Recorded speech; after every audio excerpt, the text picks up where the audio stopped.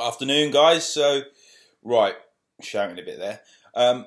We said about the belly fat thing. Now, I wanted to delve a little bit deeper into this, and we're going to go over it over a couple of videos. So, the first thing that I really want you guys to do is to have a look at the actual output you actually putting your body through.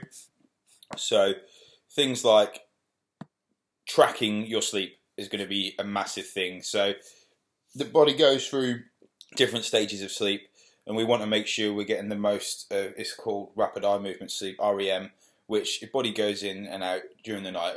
If you looked at a graph and peaks and troughs, it would be like that. And it spends about 4 hours in that level of sleep, in that depth of sleep. And it's basically what you would do is, if you were to film someone, you see in the film, in the movies, when someone, you absolutely like, it's quite trippy really, when they're like, their eyes are shut and they're really like looking around and stuff. So that might be a bit of an exaggeration. I couldn't actually see what I was doing.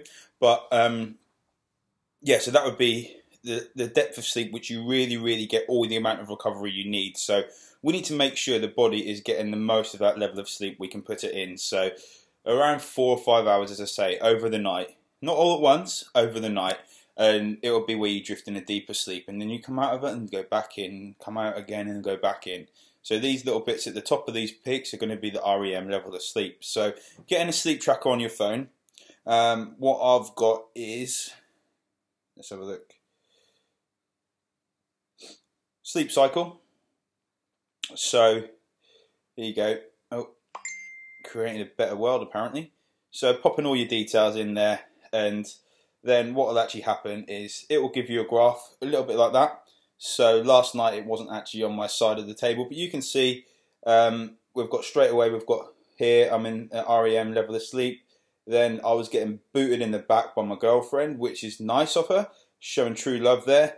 And I actually decided to sleep downstairs, and I left my phone upstairs, which you can see, for about 3 or 4 hours. But yeah, and that's really going to help, because when we're in that level of sleep, our body will recover as much as possible. So if you think about all the stress we're putting it through, and we're not getting that level of sleep, so you're not going to be able to repair different fibers in your body, repair your neurons and your sensors in the brain, so you're not going to be able to repair those muscle fibers. So you may be breaking it down and breaking it down and breaking it down all the time in the gym, 4 or 5 times a week.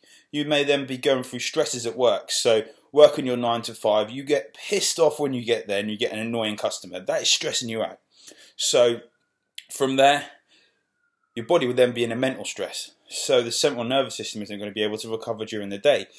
Then maybe you look into food and the different intolerances and so on. So yeah, we need to track to see how much actual REM sleep you're actually getting, and making sure you are making the most of it really. So that's the first step. Track your level of sleep, get a sleep timer, you can also get those fit trackers, Fitbits, Nike do one as well. Track it around your wrist, and that'll actually have all the ins and outs on your phone. It'll tell you your heart rate and all your activity levels, activity trackers, and they're really good things to actually utilise and use. And I'll have some of my clients use them anyway before we then look at what calories they're burning out, because sometimes your basal metabolic rate, your BMR, is just, it's not actually such an individual starting point, but we'll go into that at a different time anyway. But yeah, so track your sleep first.